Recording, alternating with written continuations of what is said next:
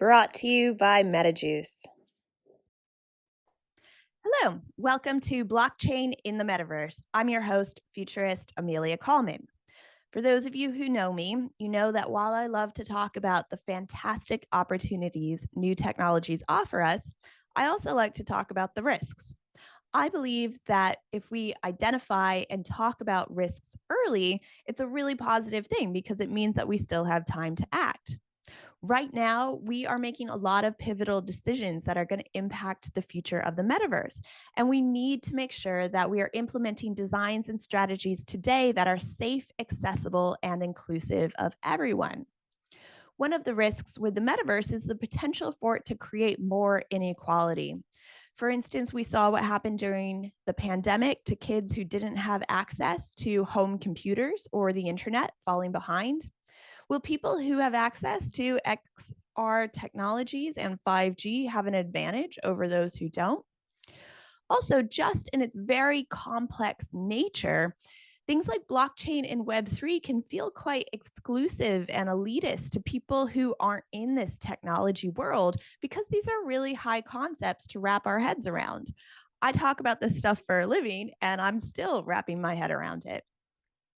On the other hand, we're seeing ways the metaverse has the potential to create more equality, from things like democratizing training to widening the employment pool to the entire world.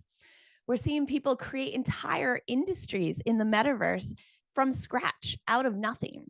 InView is a great example of successful entrepreneurs who are thriving, offering digital goods and services. And with things like blockchain, NFTs, crypto, Web3, these opportunities are only going to expand.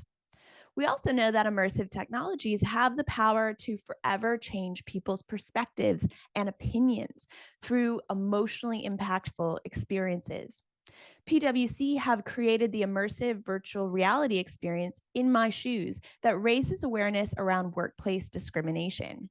It makes it possible for employees who aren't from minority backgrounds to put themselves in the shoes of someone who is and experience working life from their perspective. Joining me today and speaking with us about how we can start to think about some of these questions and build inclusivity into the metaverse from the start is Dionn Schaffner, Chief Diversity Officer of Aurea. With over 25 years experience ranging from software development to marketing strategy, operations to management consulting, Dionn is passionate about discovering and implementing ways to remove barriers and enable opportunities for those who have systematically lacked access and resources but desire to succeed. Welcome, Dionn. Super excited to speak with you today. Thank you, Amelia, for having me. Excited to chat with you and your audience. Thank you. Yes, so to begin, could you tell us a little bit about yourself and your background and what you do today? Sure. I started my educational adventures in computer science. So I'm a computer science undergrad, a developer by nature. But I quickly recognized that while I do enjoy the technology and the development side of the house, I am much more of a people person and wanted to get outside of just behind the code. And so I went and got my MBA in business administration, both from Stanford. It's one of those campuses where once you get there, you really never want to leave. And so you just like come up with excuses on why to stay. It's a fabulous place. So I did the traditional route of management consulting for a while. And then I had the wonderful opportunity to stop out from the professional world and raise my two sons, which was great. I was like, I'm going to be a stay-at-home mom. It's going to be great. That lasted about 6 months before I drove everybody crazy. And we all decided, for the betterment of myself and my family, that some kind of working something was definitely necessary for me. So I started leveraging my professional skills as a volunteer for a lot of the organizations that my children were involved in. And that's kind of how I got started there. And my kids called me a professional volunteer. And they were like, you're busier now than when you're working full time. Because you just get to, when you start to be able to really invest in those places where you're passionate about, you're so excited about, giving your efforts and your time in there. So I started doing that. And as I was participating and giving back in these ways, I really started to see these areas where other children didn't have the same opportunities or the same support, really, because They either had, their parents were working or their family dynamics were different. And I kept thinking, I'm like, well, who's championing for these kids? Like, where are these kids' voices? And so I really started to shift to, how can we make sure that we are including everybody? How can we make sure that the things that we're doing are equitable for all the different types of folks that are participating in this way? And so then I sort of shifted from some of the typical school related activities to more civic related activities. I became a CASA volunteer, which we support kids in foster care as they traverse the judiciary system on their case.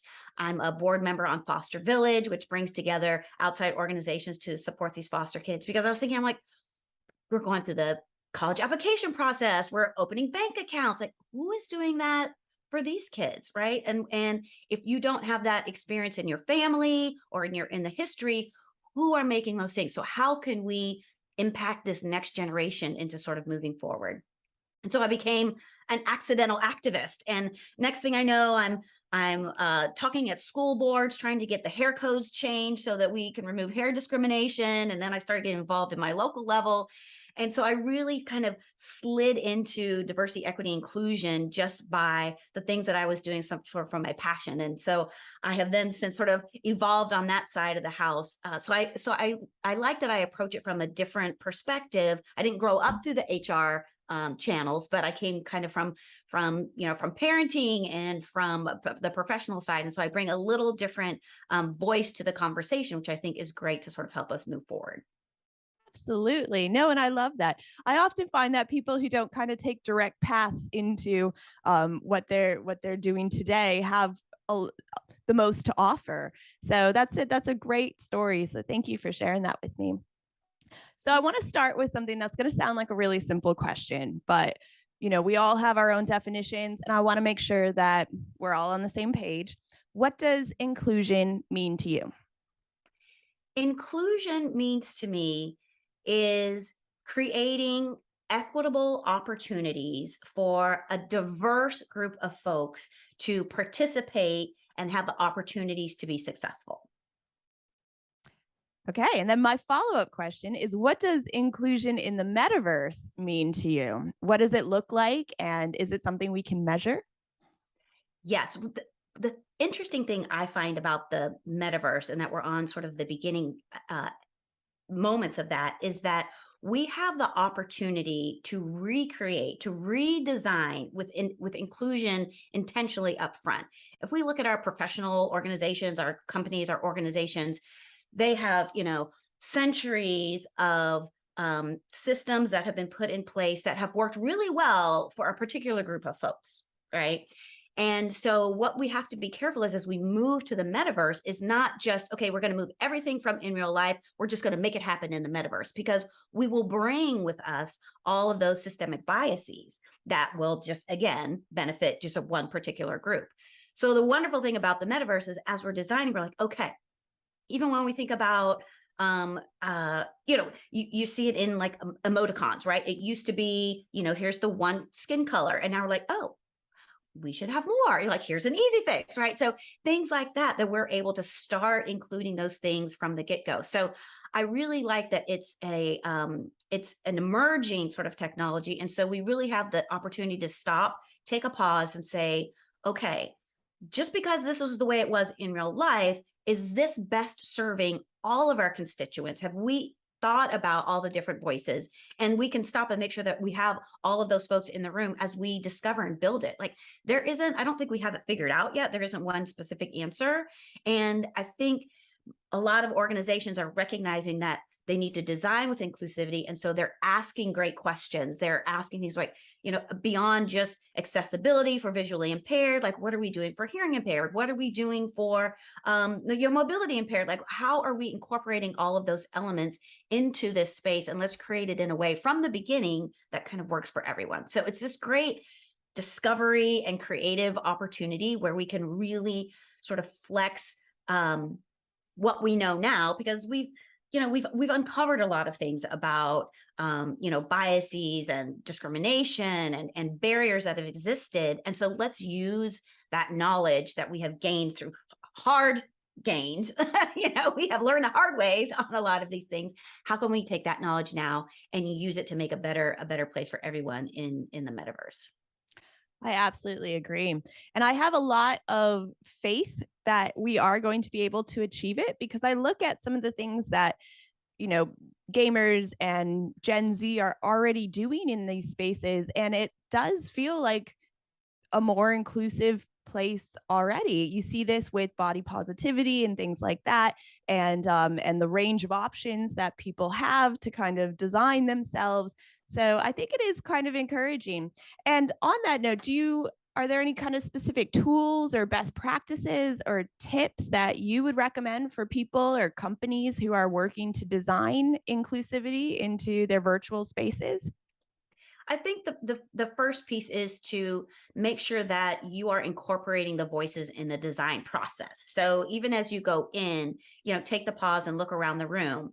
And think about all the different kinds of diversity characteristics, right? It's not just cultural, it's socioeconomic, it's gender, it's body, it's all of those things, and try to make sure that you are getting those different perspectives. And to your point, like Gen Z and the kids today, they're going to lead this charge, right? Because they are coming in with a no nonsense kind of position, like, no, we're not doing that. That is not okay for us. And here's what we're going to demand, right? And so, to your point, I have faith that, like, actually the children may lead us in this, a little bit.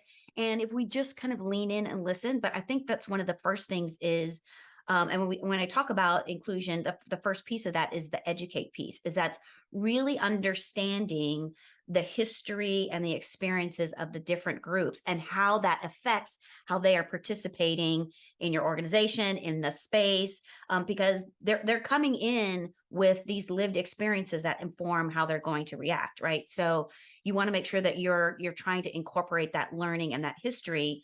It would be great, ideally, if everyone, if we could start with a clean slate and everyone's the same, but we're not. It's not equality, right? It's equity that's coming in. Like, how can we make sure that we're providing kind of those right tools for the people who need it at the right time to make sure those things happen? So my first recommendation would be on the educate side, and to make sure that you are listening to a variety, a diverse set of voices that can try to sort of get those different perspectives as you sit about and think about your design. Yes, I think representation is so important. I know that that's been really important to me in this field of technology, and it's so important to have that diversity as feeding back all the time, I think. And and it kind of leads me into this question about, so by 2030, we're going to start to see Gen Alpha entering the workforce, believe it or not. And also by that time, we're going to be approaching about 9 billion people in the world. And we're going to have the largest 60 plus population ever. So we're looking at a truly age diverse workforce. So what is your opinion on how XR technologies are going to influence this? Do you think that they're going to create generational divides, or do you think they're going to create a more even playing field between the generations? My hope is that it creates a conduit of communication between the generations. By being able to put that diverse set of group in a room together with tools and collaboration and communication opportunities, we have the opportunity really to leverage the best of all the generations, right? Our 60 plus crew, which I'm rapidly approaching, is, there's a lot of great experience that they have, that they have learned. And so how can we take the best of all of these folks and put them together in a room to really invigorate and energize the whole space, right? And with bringing them all together in VR, right? Because now we're enabling, communication across not only across generations, but geographies and abilities. So being able to use text versus voice versus video and all these things, we're creating this opportunity for people to come from wherever they are and sort of share that knowledge together. It's going to be interesting, to your point, to see how sort of stuck in their ways some folks can be. We're like, get off my lawn. We're like, that's not the way we did it. We're like, Granted, that isn't, but times have changed, and here's kind of the new opportunities we have here. And you see this in some social programs. There's the great one where they have high school kids going into senior centers to help them set up their iPhone, get on Gmail, launch their social media. And there's a great reception by those folks who are like, now I'm connected, right? They're experiencing a new level of connection that was never around, in their day. And so they're getting kind of the benefits of those things. And then, our new kids coming up can get the benefits of, this is what life has taught me. These are these experiences, so it's really exciting to be able to put those lived experiences together in ways that we can make a better community for everybody. Yeah, I think we all have a lot to learn from each other. And I've actually heard in some cases that people, more seniors in the workforce, are finding that it's really freeing to be inside these virtual spaces because they're not judged on their age, and everybody is kind of, playing from the same field and coming in at the same direction. And you don't know what somebody maybe really looks like in real life. So those kind of preconceptions that are biases that people might have in the real world, like you said before, they don't exist in the metaverse, which is quite exciting. Definitely. And we see the similar effect in real life. So in recruiting, there's a lot of research that shows how even your name that's on can automatically start the bias process during the recruiting process, right? So now in recruiting, you have HR technology or folks who are, redacting things like names that aren't relevant to, like, how are we evaluating this person's skills or this person's experience. So we're trying to kind of remove those pieces from the processing, and to your point, when you're in VR, we're already taking that out because we're like, here's your avatar, you choose, or whatever name you want to come with. Great. So we're removing those. Now, the challenge is, just because we remove them doesn't mean they no longer exist, right? So we still have to do the work of making sure that we understand, our own biases and our own privileges, and understand how that may affect the way we move through this world and the virtual world, and make sure that we're not, continuing to sort of perpetuate that. But just by, taking it out of the equation doesn't mean it doesn't exist anymore. So we still have to make sure that we're doing the work to sort of dismantle those things as well. Yeah, and you just touched on something that I wonder if we can dig into a bit more, which is this potential for inclusion in real life, in real physical spaces, to influence the inclusion inside the metaverse, but then alternately for what happens with inclusion and strategies and design inside the metaverse to influence the real world. Do you think that there's a correlation here, or what are you seeing? Do you have any examples of how they might influence each other? Yeah, I think so. I mean, for instance, we talk about these having like a virtual business space where we have the map of the office and people have their door open, right? You have these presence indicators, and you're trying to replicate the walk by connections that happen like in an office, right? You're like, oh, well, we'll just leave the door open and this is great. And so this should naturally encourage this kind of, collisions, these natural collisions to happen in the virtual space. And then, and as we were discussing it, I was like, yeah, but as a Black woman, which I still am in virtual space or not, because that's who I am, I'm still not necessarily comfortable walking into somebody's office just because their virtual door is open to go in. What's going to be different in the, how can we make it different in the virtual space to sort of get over that hump as well? Because just moving it over from one to the other is different. So we started talking, okay, well, how can we, as an ally, show that we're inclusive and that we're open to conversations and that we really do want people to come by, right? What are the indicators of things like that? Even things like, having your pronouns on your title, things are indicators of like, hey, I want to participate in an allyship, way with you. Like I'm open to that. I want to be supportive. But how can we do that in in the metaverse, so it's a way that we get over those things? We don't have the answer yet. We're still trying to figure that out. But then, looking at things that work well in real life, like how do we transfer that into, the metaverse? And to your point, if we figure it out in the metaverse, okay, how do we make that happen, in real life? What are the physical instantiations of that we can happen? So yeah, I'm hopeful that there will be, ways that we figure out to do, because we're released from kind of the physical constraints of in real life, and we can be a little more creative and innovative there. And then to sort of, okay, if that works there, what is the real world example of doing that? How do we transfer that that's working here to the other? I don't have the answer to that, but I'm hopeful that that is something that we will continue, because we're not going to live in the metaverse 100%, right? Let's just be real. We're not there yet. Even by 2030, it's not happening. But so in this hybrid kind of time, how can we sort of leverage the learnings and the experiences that we're having kind of in the both places to make each place better? Yeah, I think a lot of companies are kind of now at the stage where maybe they've tested these things, they recognize that they have great benefits for utilizing metaverse environments in their business, in their activities, their training, even team building, that kind of thing, and are actively trying to nurture creating a virtual culture. And I'm wondering if you could speak a bit more about your experience in doing this for your company, and any particular challenges or things that have surprised you that have come up. Yeah, so at Aurea Software, we are a 100% virtual company. That's the way we've started. So we've been doing this for quite some time.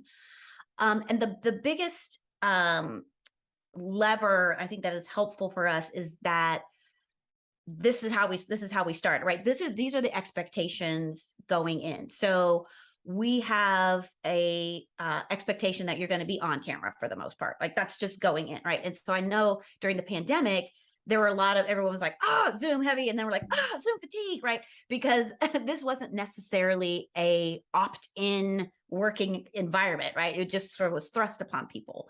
So there was definitely this sort of transition for a lot of folks of, how am I, I'm staring at, squares of people, all day, the entire time. It's exhausting being on camera for some folks, for our introverted friends, they're like, this is way too much FaceTime, not doing it.